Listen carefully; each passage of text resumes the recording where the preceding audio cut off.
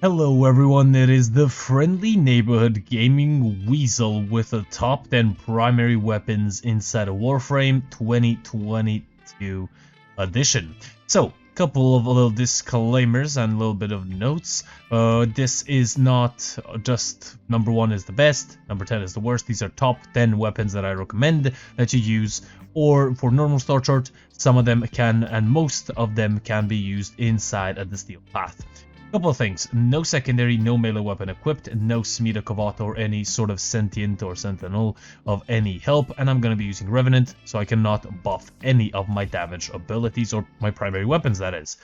So, I tried to make this video a couple of months back, actually a couple weeks back, and it didn't work. It was 30 minutes long, YouTube cut it to 3 minutes, and I was very pissed. So, we're going to do a quick fire succession, showing you the builds, showing a little bit of damage and how it does, and basically moving on to the next one, because I don't want to do the same video 5 times over and over again. So, let's get into the actual video. At number 10, we have the Tenant Orca Plasma.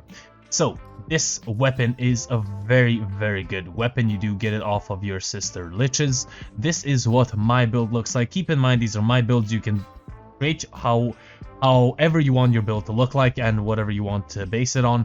The base damage of my weapon was cold. Yes, it was cold. So I have viral, radiation, and heat as well. I have pretty plain and simple mod set. And ordinary Orca Plasma is also a great weapon if you want to get it as well. So it requires less effort and it's not that hard to get. We're gonna lower the level requirement. We're gonna put it at 100 just to, keep it plain and simple. And then basically just gonna demonstrate what the weapon does. As you can see, the damage itself is very good. Sorry for the lag there. The shots do have this feature of bouncing off and hitting other targets as well. So yeah, they can cover a decent, area. I do have chilling reload, so that will increase my reload. But basically, that is it. This is the Orca Plasma, a great weapon for any sort of, situation. You do have to keep in mind that not all of your enemies are going to be, of course, corrupted heavy gunners. But as I said, a great weapon to have and a great weapon to use. Moving on to number 9. And moving on to number 9, we have the Proboscis Sernos, one of many Sernos weapons inside of the game. And this is what the weapon looks like. Now, this build I could probably change out, maybe, do some other cool little knickknacks with it. But I think the weapon itself is a decent, weapon, the way it looks like right now.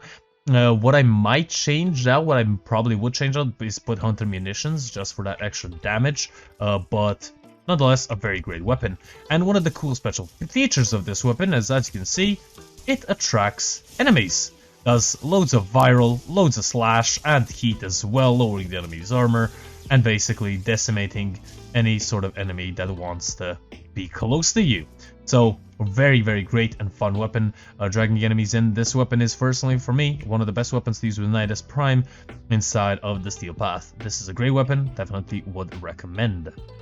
At number 8, we have another bow, and that is the natarak. This bow is very cool because it has a couple of features. It has a burst fire mode, so like a quick shot.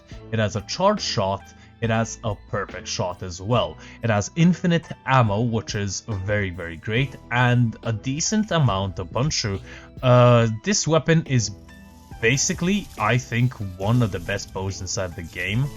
As you can see, there's going to be 3 little colors. So white, or basically like quick firing it, without charging it a lot, is going to do the quick fire mode. As you can see, with Hunter Munitions, it's not that bad.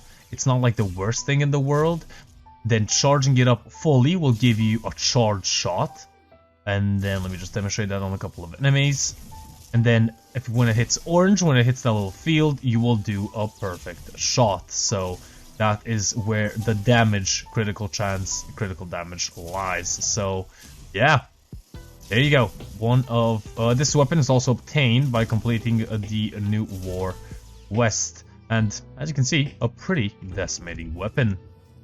At number 7, we have the most used weapon inside of the game. It is, of course, the Ignis Wraith.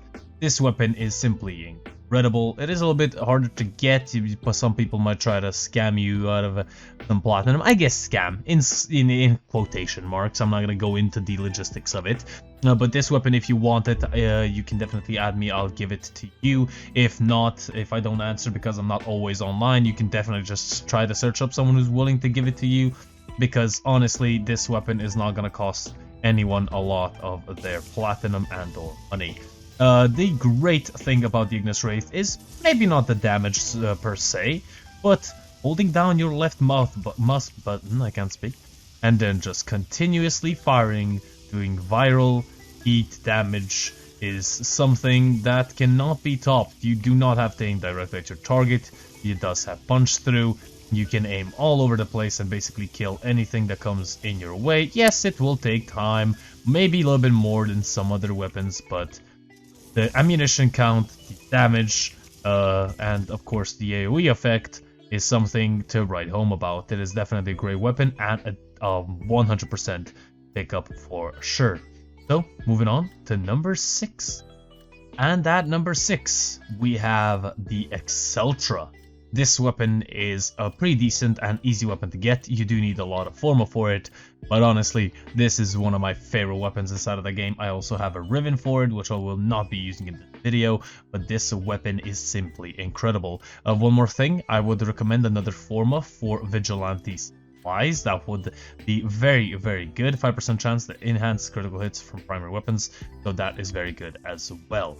So, the Exceltra, I think that this weapon is simply incredible. I love it for multitudes of reasons. First of all, of course, it is the damage itself. It does loads and loads of damage. Maybe not the highest raw damage amounts that you can find, you know, inside of Warframe. Definitely not. The hunting munitions is a great mod to have equipped on basically any weapon, but as you can see, what happens if you don't have vigilante supplies? You do run out of ammo.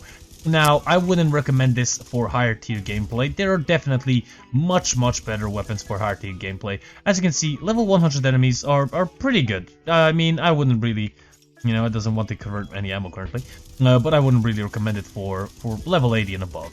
I wouldn't really recommend it for that. If you do have a Warframe like Rhino or Gauss, to increase the rate of fire and or Hero, this weapon is going to be simply incredible. So, that is the Exceltra. Moving on to number 5. At number 5, we have the Cedo. Basically, this weapon has a built-in condition overload on it. Honestly, this is a great weapon. This is what I use it for. I use it mostly for applying status effects on enemies because of its alt fire. By pressing the middle mouse button, you fire basically a disc that gives enemies, as you can see, loads and loads of status effects. And of course, the more status effects an enemy has, the more damage your melee weapon does, and also the Cedo.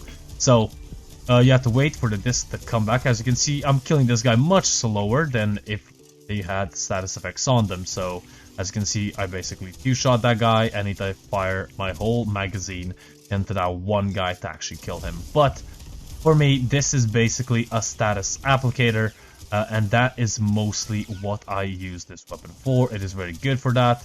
If I don't feel the need to run, for example, a secondary weapon or a primary, I'll use this instead of the Kuva Brahma. So, the Cedo, a great status applicator, a great weapon, and a decent weapon to get inside of the Necromex thing. Yes, moving on to number 4.